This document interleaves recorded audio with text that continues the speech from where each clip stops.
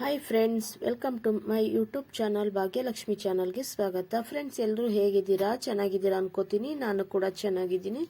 ಇವತ್ತಿನ ವಿಶೇಷ ಏನಪ್ಪ ಅಂತಂದರೆ, ನಿಮ್ಗೆಲ್ರಿಗೂ ತಮ್ಲೈನ್ ನೋಡಿ ಆಲ್ರೆಡಿ ಗೊತ್ತಾಗಿದೆ. ಹೌದು, ಇವರು ಕಳಿಸ್ಕೊಟ್ಟಂತಹ ಪ್ರಸಾದದಿಂದ ಒಂದು ಮಗು ಜೀವ ಉಳಿದಿದೆ ಅಂತಲೇ ಹೇಳ್ಬೋದು. ನಾನು ಇವರಿಗೆ ಒಂದು ವರ್ಷದ ಹಿಂದೆ ಪ್ರಸಾದನ ಕಳಿಸ್ಕೊಡಿ ಅಕ್ಕ ಅಂತ ಹೇಳಿ ಒಂದು ಮೆಸೇಜ್ ಮಾಡಿದೆ. ಪ್ರಸಾದ ಬೇಕಾದವರು ಕೂಡ ಕಾಂಟ್ಯಾಕ್ಟ್ ಮಾಡಿದ್ರು ಅವ್ರನ್ನ. ಅವ್ರ ಪರಿಸ್ಥಿತಿ ಎಲ್ಲ ವಿಚಾರಿಸ್ಕೊಂಡು ಅವರು ಅವ್ರಿಗೆ ಪ್ರಸಾದ ಕಳಿಸ್ಕೊಟ್ಟಿದ್ರು. ಹುಟ್ಟುದಾಗಿನಿಂದ ಒಂದು 8 ವರ್ಷದ ಮಗು, ಹೆಣ್ಣು ಮಗು, ಒಂದು ದಿನನೂ ಕೂಡ ಆ ಧ್ವನಿಯಿಂದ ಅಳುನೇ ಬಂದಿರಲಿಲ್ಲ. ಹುಟ್ಟುದಾಗಿನಿಂದ ಅಳುನೇ ಬಂದಿರಲಿಲ್ಲ ಆ ಮಗುಗೆ. ಮಲಗಿತ್ತವೆ, ಪ್ರತಿಯೊಂದು ಕೆಲಸ ಆಗಬೇಕಿತ್ತು ಆ ಮಗುಗೆ. ಬೆಳಗ್ಗೆ ತಾಯಿದಿರು ಹೊರಗಡೆ ಹೋದ್ರೂ ಕೂಡ ಸಂಜೆವರೆಗೂ ಬರೋವರೆಗೂ ಕೂಡ ಹೇಗೆ ಮಲಗಿಸ್ಬಿಟ್ಟು ಹೋಗಿದ್ರು ಹಾಗೆ ಇರ್ತಿತ್ತು ಆ ಮಗು. ಇವತ್ತೊಂದು ದಿನ ಅದು ಮಗು ಅಳ್ತಾ ಇದೆ, ಎದ್ದು ಕುತ್ಕೋತಾ ಇದೆ, ಆಟ ಆಡ್ತಾ ಇದೆ. ಎಲ್ಲರೂ ನೋಡಿ ನಗಾಡುತ್ತಿದ್ಯಂತೆ. ಅವರು ಇವಾಗ ನನಗೆ ಒಂದು 2-3 ದಿನದಿಂದ ಫೋನ್ ಮಾಡಿ ವಿಷಯ ಹೇಳಿದ್ರು. ಅಕ್ಕ, ಪಾಪು ಚೆನ್ನಾಗಿದೆ, ಇವಾಗ ಸ್ವಲ್ಪ ಪರವಾಗಿಲ್ಲ ಅಂತ ಹೇಳಿ ಫೋನ್ ಮಾಡಿ ಹೇಳಿದ್ರು. ತುಂಬಾ ಖುಷಿ ಆಯಿತು. ಥ್ಯಾಂಕ್ಸ್ ಹೇಳೋಕ್ಕೆ ಅಂತ ಫೋನ್ ಮಾಡಿದರು. ನನಗೆಲ್ಲ ಹೇಳ್ಬೇಕಾಗಿರೋದು ಸನ್ನಿಧಿ ಅಕ್ಕ ಅವ್ರಿಗೆ ಹೇಳಬೇಕು, ದೇವ್ರಿಗೆ ಹೇಳಬೇಕು ಅಂತ ಹೇಳಿದೆ. ಅದಕ್ಕೆ ಅವರು, ಹೌದು ನಿಮ್ಮಿಂದನೇ ಅಲ್ವಾ ಅವರು ನಮಗೆ ಸಿಕ್ಕಿದ್ದು ಅಂತ ಹೇಳಿದ್ರು. ಯಾರ ಮುಖಾಂತರದಿಂದನಾರು ಆಗಿರಲಿ, ಆ ಪ್ರಸಾದ ದೊರಕಬೇಕಾದ್ರೆ ನಾವು ಪುಣ್ಯ ಮಾಡಿರಬೇಕು. ಅವರು ಕೊಟ್ಟಂಥ ಕೈ ಒಂದು ಒಳ್ಳೆ ಗುಣ. ಬೇಗ ಅವರು ಕೊರಿಯರ್ ಮಾಡಿ ಅವ್ರ ಮನೆಗೆ ಕೇಳಿದ್ದು ಒಂದು ವಾರದ ಒಳಗಡೆ ಅವ್ರಿಗೆ ಕೊರಿಯರ್ ಮಾಡಿ ಆ ಪ್ರಸಾದನ ತಲುಪಿಸಿದ್ರು. ನಿಜವಾಗ್ಲೂ ಸನ್ನಿಧಿ ಅಕ್ಕ ಅವ್ರಿಗೆ ನಾನು ಸದಾ ಚಿರಋಣಿಯಾಗಿರ್ತೀನಿ.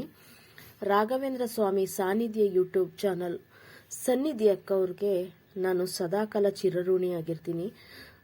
ಒಂದೇ ಒಂದು ಮೆಸೇಜಿಂದ, ಅಕ್ಕ ಈ ಪಾಪುಗೆ ಹುಷಾರಿಲ್ಲ ಅಂತ ಹೇಳಿ ಆ ಮಗು ಫೋಟೋನ ಕೂಡ ಅವ್ರಿಗೆ ತಲುಪಿಸಿದ್ದು.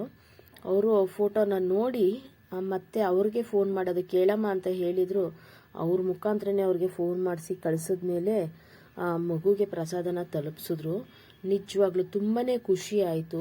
ಇವತ್ತು ಅವರು ಫೋನ್ ಮಾಡಿ ಹೇಳಿದಾಗ ನನಗೆ ತುಂಬ ಒಂದು ಹಬ್ಬದ ವಾತಾವರಣನೇ ಆಯಿತು. ತುಂಬ ಖುಷಿ ಆಯಿತು. ಹೇಳಬೇಕು ಅಂತಂದರೆ, ಯಾರಿಗೂ ಈ ಥರ ಮನಸ್ಥಿತಿ ಬರೋದಿಲ್ಲ. ಕೊರಿಯರ್ ಎಷ್ಟು ಪ್ರಸಾದನ ತಗೊಂಡು ಬಂದು ಇವ್ರ ಮನೇಲಿ ಇಟ್ಕೊಂಡು ಬೇಕಾದವ್ರಿಗೆ ಅಂತಹ ತಲುಪಿಸೋ ಅಂಥ ಕೆಲಸನ ಯಾರು ಈ ಥರ ರಿಸ್ಕ್ನ ತಗೊಳ್ಳೋದಿಲ್ಲ.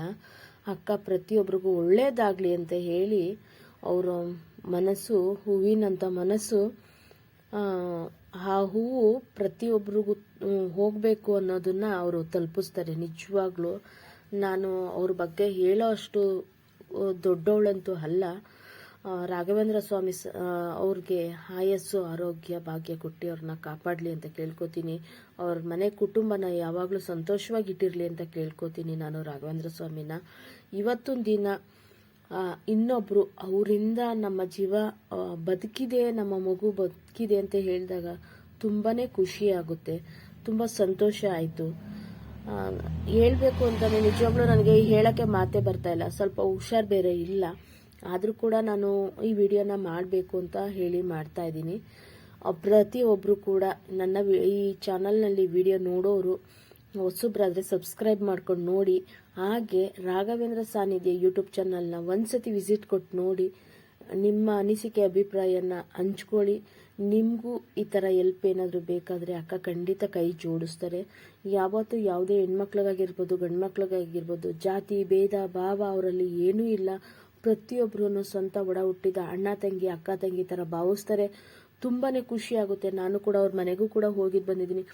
ಸ್ವಂತ ಒಂದು ಹೆಣ್ಣು ಮಗಳು ನಮ್ಮ ಮನೆಗೆ ಬಂದು ಅವ್ರ ಮನೆ ಮಗಳು ಹೋದಷ್ಟು ಖುಷಿ ಪಟ್ಟರು. ಅವ್ರ ಮನೆ ಮಗಳನ್ನ ಯಾವ ರೀತಿ ಸ್ವೀಕಾರ ಮಾಡ್ತಾರೆ ಆ ರೀತಿ ಸ್ವೀಕಾರ ಮಾಡಿದ್ರು. ಅವ್ರ ಮನೋಭಾವನೆಯಲ್ಲಿ ಒಂದು ಜಾತಿ ಭೇದ ಭಾವ ಇಲ್ಲ. ಬಡವರು ಶ್ರೀಮಂತರು ಅನ್ನೋ ಭಾವ, ಕೀಳು ಭಾವ ಇಲ್ಲ ಅವ್ರ ಮನೆಯಲ್ಲಿ. ಪ್ರತಿಯೊಬ್ಬರನ್ನು ಸರಿಸಮಾನವಾಗಿ ನೋಡ್ತಾರೆ.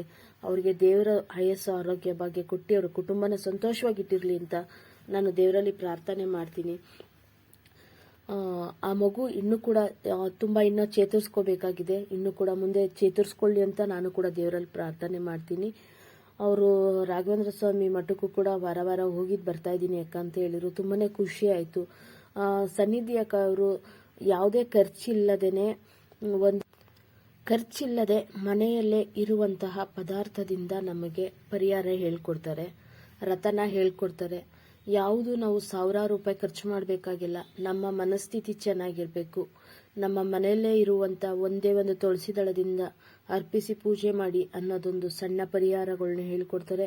ತುಂಬ ಜನದ ಮನೆ ಬೆಳಕಾಗಿದ್ದಾರೆ, ದಾರಿದೀಪವಾಗಿದ್ದಾರೆ ಅವರು ಸನ್ನಿಧಿ ಅಕ್ಕ ಅವರು ಅಂತ ಹೇಳ್ತಾ ನನ್ನ ಮಾತನ್ನ ಇಲ್ಲಿಗೆ ಮುಗಿಸ್ತಾ ಇದ್ದೀನಿ. ಪ್ಲೀಸ್ ಎಲ್ರೂ ಸಾನ್ನಿಧ್ಯ ಯೂಟ್ಯೂಬ್ ಚಾನಲ್ನ ಒಂದು ಸರಿ ವಿಸಿಟ್ ಕೊಟ್ಟು ನೋಡಿ.